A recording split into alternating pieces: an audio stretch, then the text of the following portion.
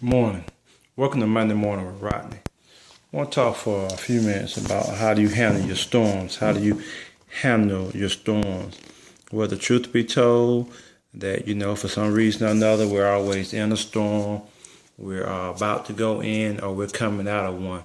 For some reason or another, there's always something that is going on in our lives, and we have to learn how to deal with them. We have to be able to deal with them. Well, I was reading this book called Surrendering to Jesus. It talks about going through a storm. It talks about the idea of how we handle our storms. And we handle very differently. Some say I would panic, I worry, I become emotional, I try to fix things, everything myself.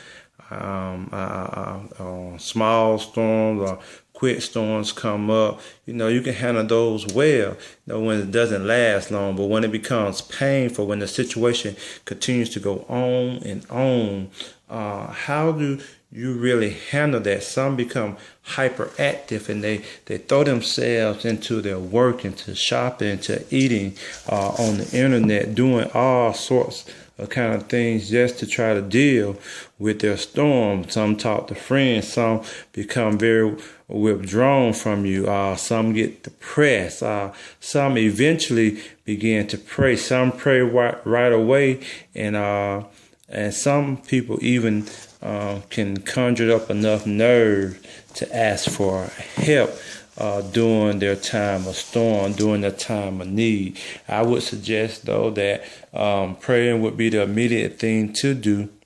And remember that God is there for us.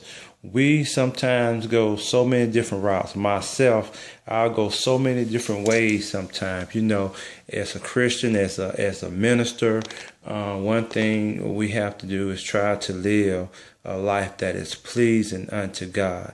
And that's not always easy to do.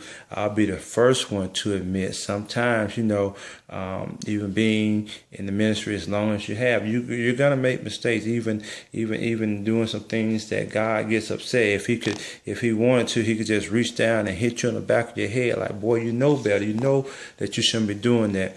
But in Mark chapter 4, verses 35 through 41, it talks about Jesus on the ship and they're about to cast off and go across sea, and they're in the storm. And if you know the story, we know that Jesus is asleep, and they ask him, do you not care that we perish? And when Jesus wakes up, he goes and speaks to the storm. He tells the storm to be quiet, tells the storm to be still, to cease. That's what we have to do. Listen for that voice of God in our storm, in our moments, and trust him that the waves and water, that the wind and the air, that everything falls under his command.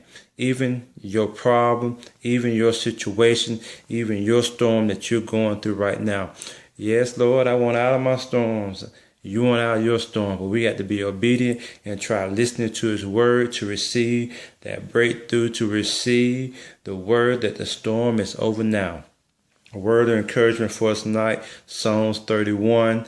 And the first verse says, in you, O Lord, I have taken refuge. Let none